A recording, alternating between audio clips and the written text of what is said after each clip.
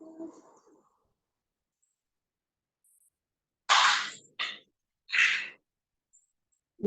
तत्सदिति निर्देशः ब्रह्मण्यस्त्रिविधः स्मृत ब्राह्मणस्तेन वेदाश्च यस्नाश्च विहिताः पुरा तस्मादो मित्युदाहृत्य यज्ञदानतपक्रियाः प्रवर्तन्ते विधानोक्ताः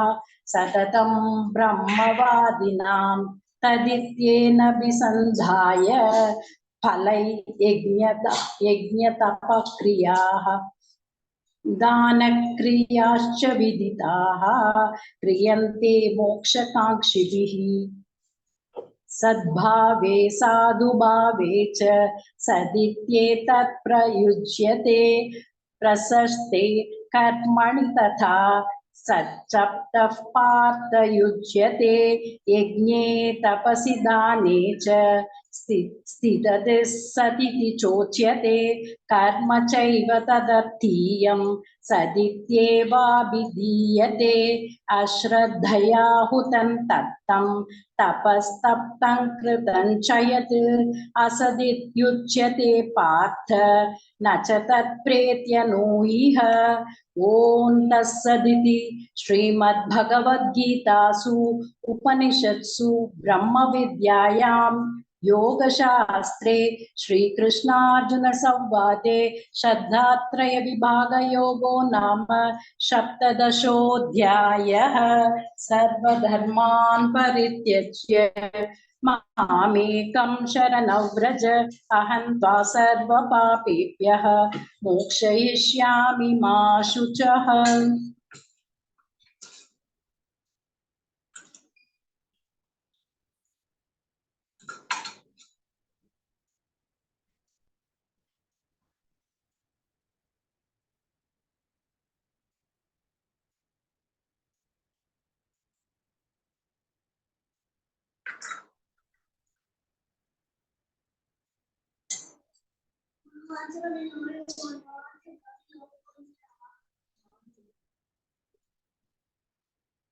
कृष्णाय वासुदेवाय देवकी नंदनाय नंदगोपकुमाराय गोविंदाय नमो नमः।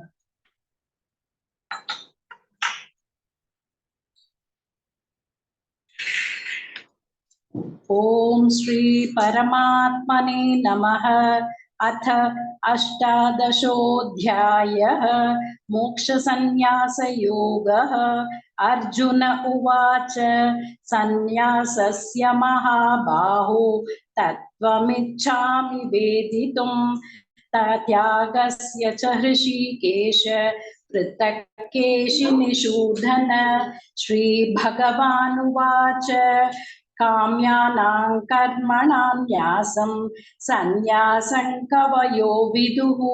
सर्वकर्मफलत्यागं प्राहुस्त्यागौ विचक्षणाः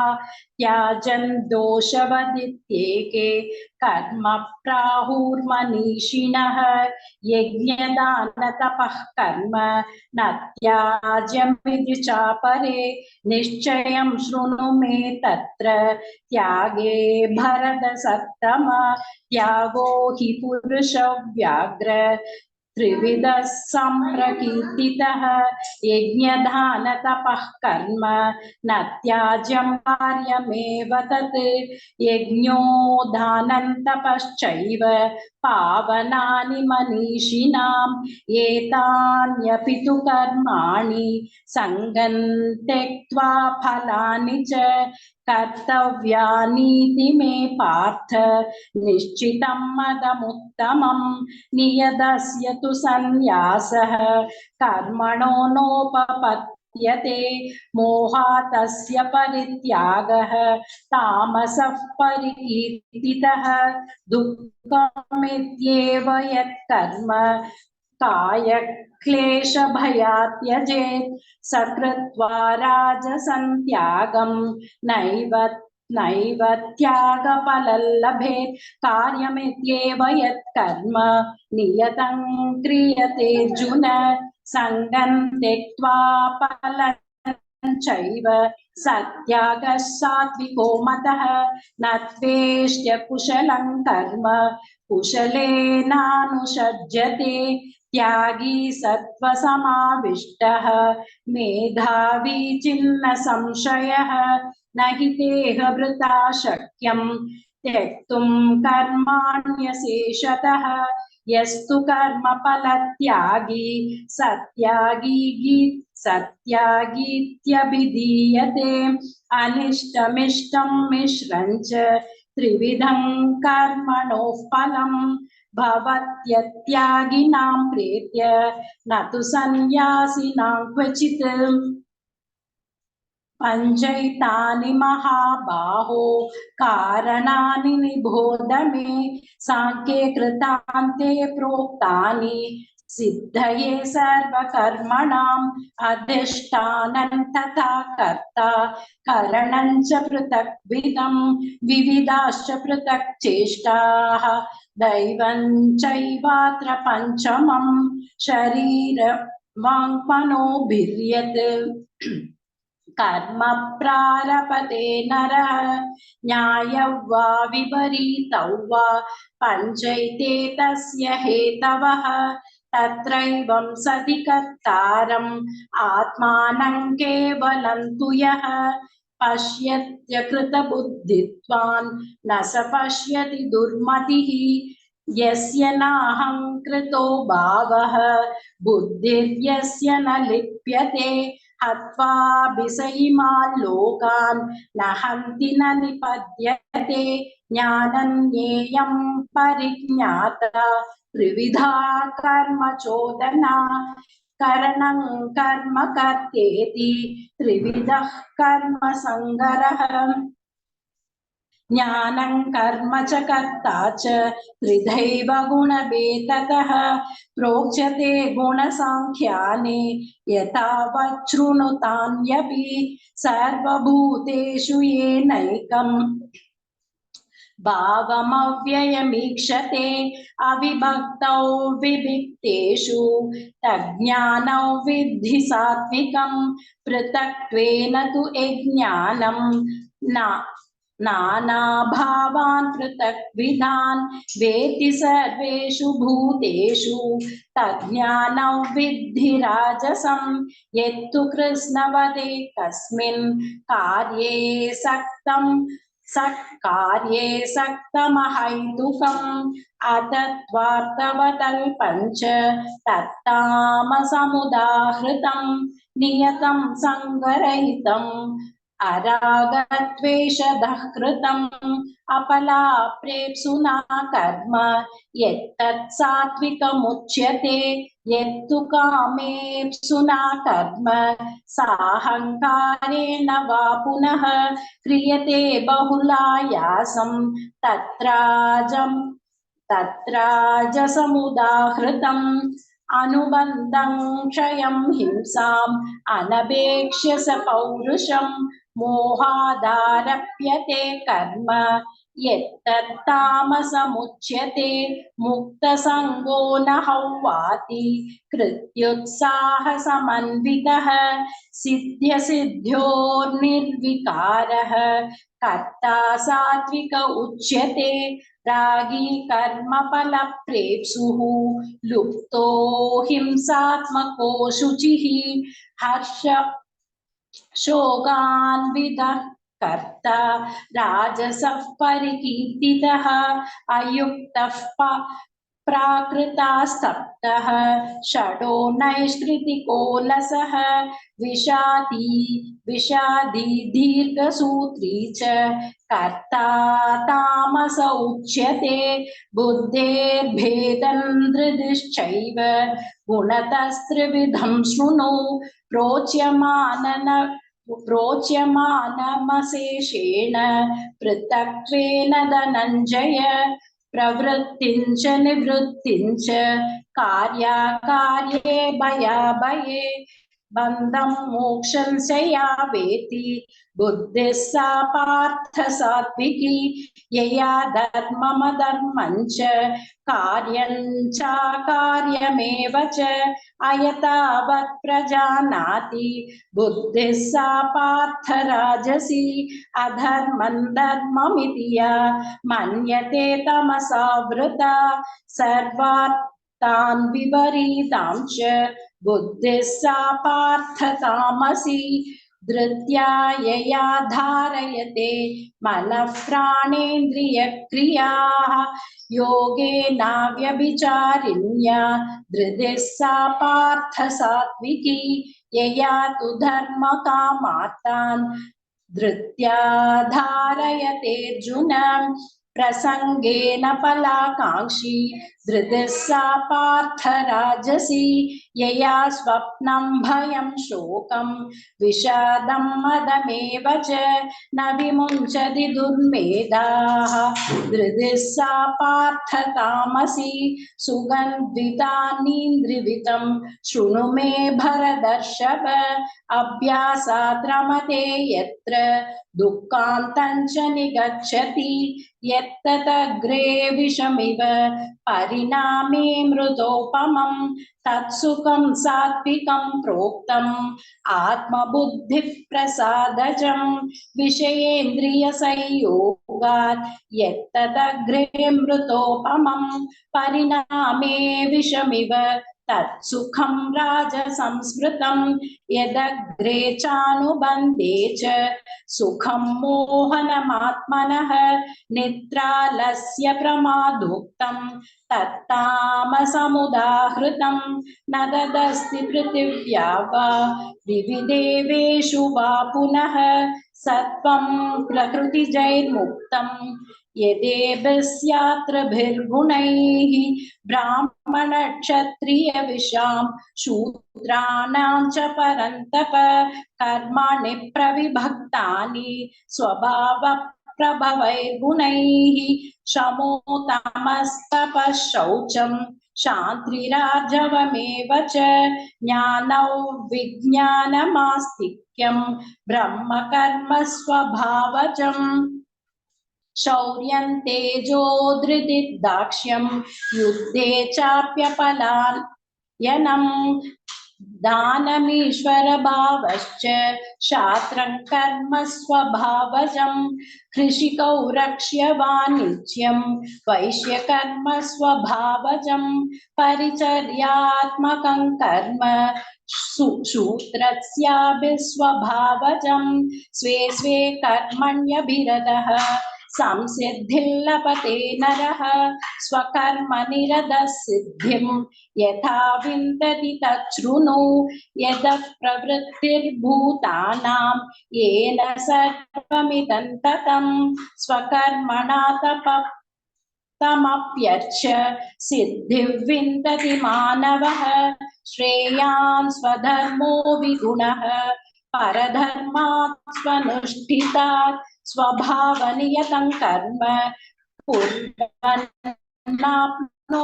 किल्बिषम् सहजं कर्म कौन्तेय सदोषमपि न त्यजेत् सर्वारम्भा हि दोषेण धूमेनाग्निनिवावृताः असक्तबुद्धिः सर्वत्र जिदात्मा विगतस्पृहः नैष्कर्म्य सिद्धिं परमां संन्यासेनाधिगच्छति सिद्धिं प्राप्तो यथा ब्रह्म तथाप्नोति निबोध मे समासेनैव कौन्तेय निष्ठा ज्ञानस्य या परा बुद्ध्या विशुद्धया युक्तः धृत्यात्मानं नियम्य च शब्दादीन् विषयान् त्यक्त्वा रागद्वेषव्युतस्य च विविक्तसेवी लक्वाशी यदा वा कायमानसः ध्यानयोगपरो नित्यं वैराग्यं समुपाश्रितः अहङ्कारं बलं दर्पं कामं क्रोधं परिग्रहं विमुच्य निर्ममः शान्तः ब्रह्मभूयाय कल्पते ब्रह्मभूतः प्रसन्नात्मा न शोचति न काङ्क्षति समः सर्वेषु भूतेषु मद्भक्तिः लभते परां भक्त्या मामपि जानाति यावान् यश्चास्मि तत्त्वतः ततो मां तत्त्वतो ज्ञात्वा विशते तदनन्तरं सर्वकर्माण्यभिसता कुर्वाणो मद्व्यपाश्रयः मत्प्रसादादवाप्नोति शाश्वतं पदमव्ययं चेदसा सर्वकर्माणि मयि सन्न्यस्य मत्परः बुद्धियोगमुपाश्रित्य मच्चित्तः सततं भव मच्चित्तः सर्वदुर्गाणि मत्प्रसादात् धरिष्यसि अथ चेत्त्वमहङ्कारात् न श्रोष्यसि विनक्ष्यसि यदहङ्कारमाश्रित्य न योत्स्य इति मन्यसे मिथ्यैष व्ययसा सत्यस्ते प्रकृतिस्त्वां नियोक्ष्यति स्वभावजेन कौन्तेय निबद्धस्वेन कर्मणा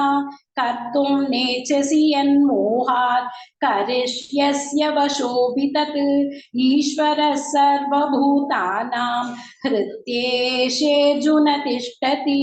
भ्रामयन् सर्वभूतानि यन्त्रारूढानि मायया तव मे चरणं गच्छ सर्वभावेन भारत तत्प्रसादात् परां शान्तिं स्थानं प्राप्स्यसि शाश्वतम् इति ते ज्ञानमाख्यातं गुह्याद्गुह्यतरं मया विमुष्यैतदशेषेण यतेच्यसि तथा कुरु सर्वगुह्यतमं भूयः शृणु मे परमौ वचः इष्टोऽसि मे दृढमिति ततो वक्ष्यामि ते हितं मन्मना भव मद्भक्तः मत्याजी मां नमस्कुरु मामे वैष्यति सत्यन्ते प्रतिजाने प्रियोऽसि मे सर्वधर्मान् परित्यज्य मामेकं शरणं व्रज अहं त्वा सर्वपापेभ्यः मोक्षयिष्यामि मा शुचः इदं ते न तपस्काय न भक्ताय कदाचन न च शुश्रूषवे वाच्यं न च मायोऽभ्यसूयति यैमं परमं गुह्यं मद्भक्तेष्विदत्तास्यति भक्तिं मयि परां कृत्वा मामे वैष्यत्य संशयः न च तस्मान् मनुष्येषु कच्चिन्मे प्रियकृत्तमः भविता न च मे तस्मात् अन्यः प्रियतरो भुवि अद्येष्यदे च य इमं धर्म्यं संवादमावयोः ज्ञानयज्ञेन तेनाहम् इष्टस्यास्मिति मे मतिः श्रद्धावान् अनसूयश्च शृणुयातपि यो नरः सोऽविमुक्तः शुभान् लोकान् प्राप्नुयात् पुण्यकर्मणां कच्चिदेतच्छ्रुतं पार्थ त्वयैकाग्रेण चेतसा कच्चिदज्ञानसम्मोहः प्रनष्टस्ते धनञ्जय अर्जुन उवाच नष्टो मोहस्मृतिर्लब्धा त्वत्प्रसादान् मयाच्युत स्थितोऽस्मि गतसन्देहः करिष्ये वचनं तव संजय उवाच इत्यहौ वासुदेवस्य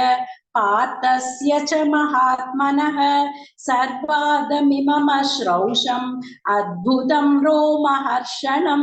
व्यासप्रसादात् श्रुतवान् एतद्गुह्यतमं परं योगैयोगेश्वरात् कृष्णात् साक्षात् कथयद स्वयं राजन् संस्मृत्य संवादमिममद्भुतं केशवार्जुनयोः पुण्यं हृष्यामि च मुहुर्मुहुः तच्च संस्मृत्य रूपमत्यद्भुतं हरेः विस्मयो मे महाराजन् हृष्यामि च पुनः पुनः यत्र योगेश्वरः कृष्णः यत्र पार्थो धनुर्धरः तत्र श्रीविजयो भूतिः ध्रुवा नीतिर्मतिर्मम तच्च संस्मृत्य संस्मृत्य रूपमत्यद्भुतं हरेः विस्मयो मे महाराजन् हृष्यामि च पुनः पुनः यत्र योगेश्वरः कृष्णः यत्र पार्थो धनुर्धरः तत्र श्रीविजयो भूतिः ध्रुवा नीतिर्मतिर्मम तच्च संस्मृत्य संस्मृत्य रूपमत्यद्भुतं हरेः विस्मयो मे महाराजन् हृष्यामि च पुनः पुनः यत्र योगेश्वरः कृष्णः यत्र पार्थो धनुर्धरः तत्र श्रीविजयो भूतिः ध्रुवा नीतिर्मतिर्मम ओम तत्सदिति श्रीमद्भगवद्गीतासु उपनिषत्सु ब्रह्म विद्यायां योगशास्त्रे श्रीकृष्णार्जुन संवादे मोक्ष संन्यास योगो नाम अष्टादशोऽध्यायः सर्वधर्मान् परित्यज्य मामेकं शरणं व्रज अहं त्वा सर्वपापेभ्यः मोक्षयिष्यामि मा शुचः धृतराष्ट्र उवाच धर्मक्षेत्रे कुरुक्षेत्रे समवेतायुयुत्सवः मामकाः पाण्डवाश्चैव किमकुर्वत सञ्जय। अथ भगवद्गीता पारायणं सम्पूर्णम्।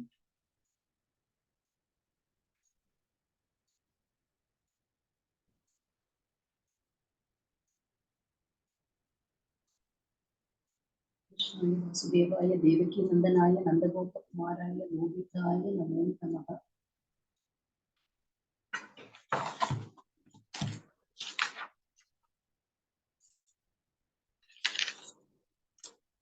ओम श्री परमात्मने नमः। अथ श्री गीता माहात्म्यं यत्र योगेश्वरः कृष्णः यत्र पार्थो धनुर्धरः तत्र श्रीविजयो भूतिः ध्रुवा नीतिर्मतिर्मम। धरोवाच भगवन् परमेशान भक्तिरव्यभिचारिणी प्रारब्धं भुज्यमानस्य कथं भवति हे प्रभो। श्री विष्णुरुवाच प्रारब्धं भुज्यमानो हि गीताभ्यासरतः सदा समुक्तः सुखी लोके कर्मणा नोपलिप्यते महापापातिपापानि गीताध्यानं करोति चेत् क्वचित् स्पर्शन् न कुर्वन्ति नलिनीदलमम्बुवत्। गीतायाः पुस्तकै यत्र यत्र पाठः प्रवर्तते तत्र सर्वाणि तीर्थानि प्रयागादीनि तत्र वै सर्वे वेदाश्च ऋषयः योगिनः पन्नकांश्च ये गोपाला गोपिका वापि नारदोत्तव पार्षदैः सहयो जायते शीघ्रं यत्र गीता प्रवर्तते सहायो जायते शीघ्रं यत्र गीता प्रवर्तते यत्र गीता विचारांश्च पठनं पाठनं श्रुतं तत्राहं निश्चितं पृथ्वी निवासामि सदैव हि गीताश्रेयोन्नतिष्ठामि गीता मे चोत्तमं गृहं गीता ज्ञानमुपाश्रित्य त्रिलोकान् पालयाम्यहम् गीता मे परमा अत्र मात्राक्षरा नित्या स्वानिर्वाच्य पदात्मिका चिदानन्देन कृष्णेन प्रोक्ता स्वमुखतोऽर्जुनम्। वेदत्रयी परानन्दा तत्त्वार्थज्ञानसंयुता योष्टा धनञ्जपे नित्यं नरो निश्चलमानसः ज्ञानसिद्धिं स लभते ततो याति परं पदम् पाठे समग्रे सम्पूर्णे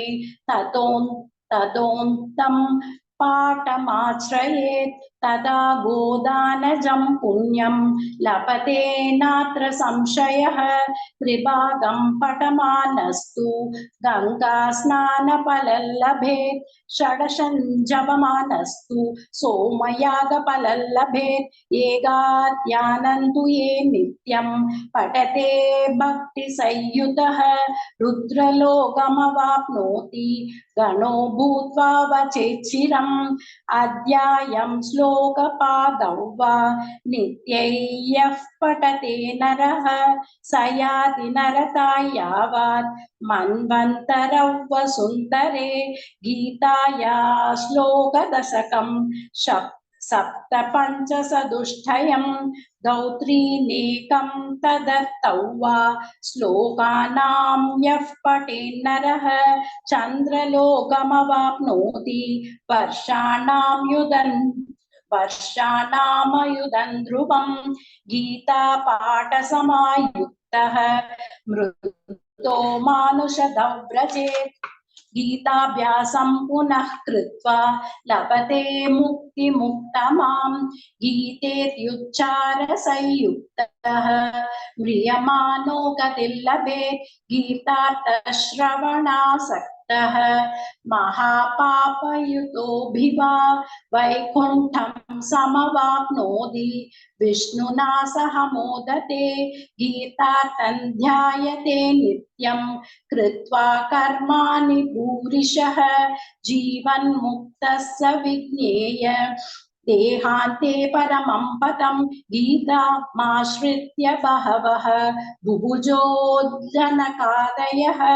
निर्धूतकल्मषालोके गीतायादाः परं पदम् गीतायाः पठनं कृत्वा माहात्म्यन्नैव यः पठेत् वृथा पाठो भवेत् तस्य श्रम एव ह्युदाहृतः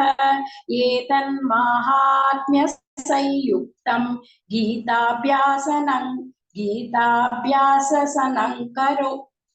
गीताभ्यासं करोति यः सदत्फलमवाप्नोति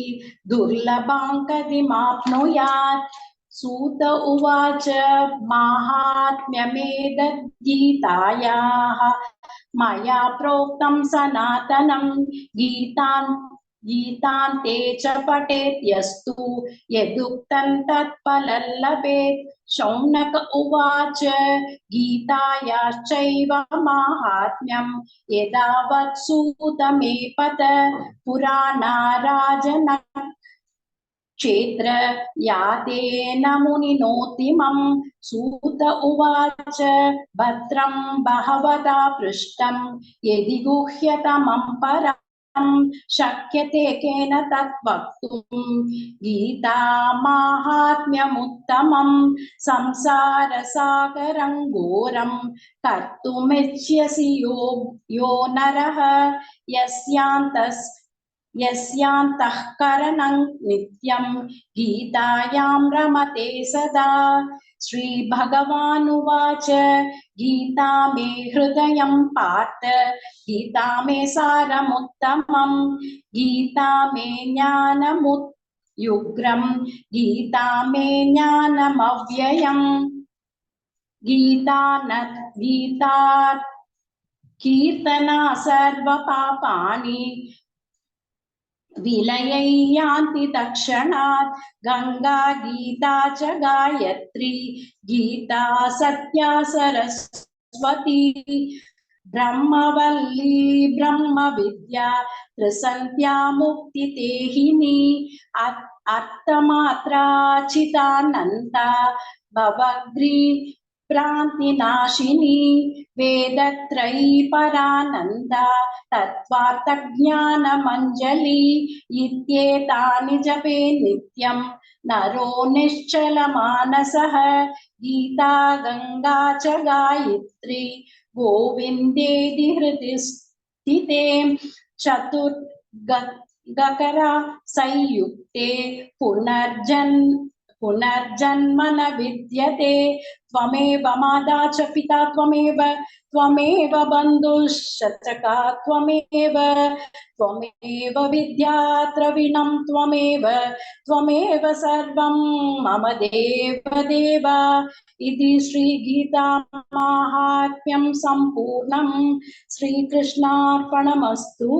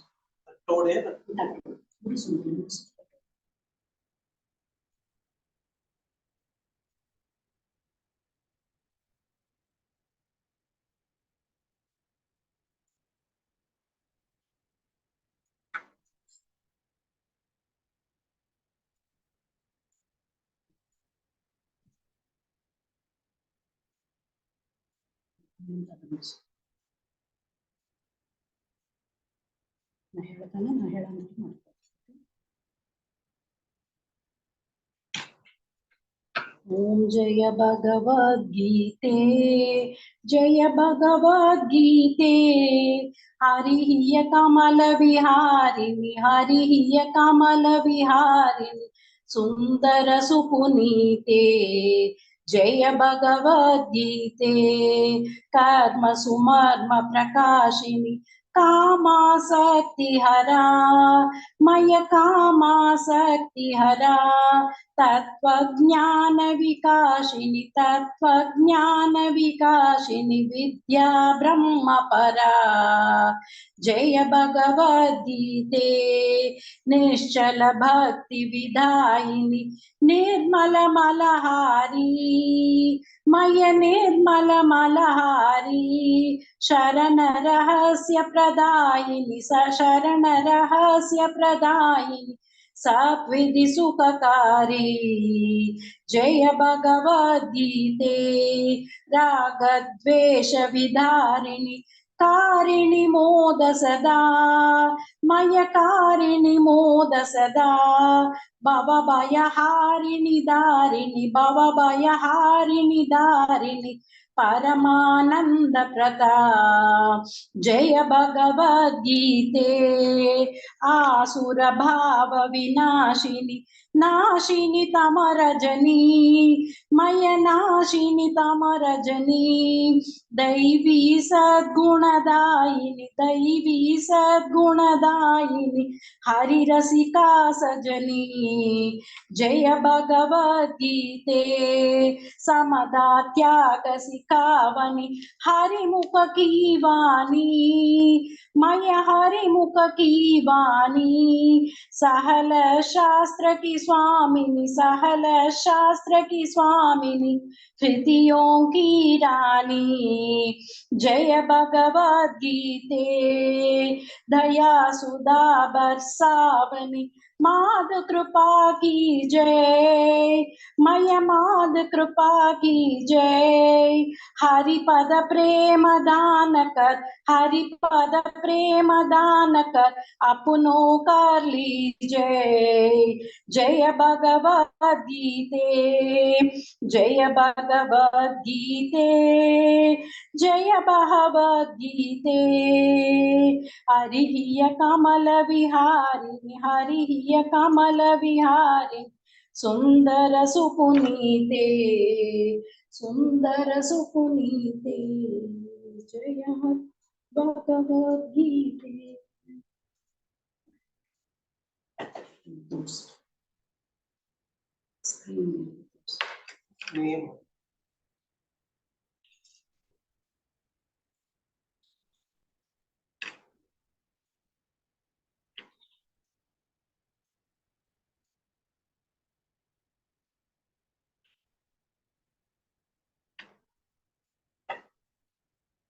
ओम पूर्णमदः पूर्णमिदं पूर्णात् पूर्णमुदच्यते मुदच्यते पूर्णस्य पूर्णमादाय पूर्णमेवावशिष्यते। ओम शांति शांति शांति।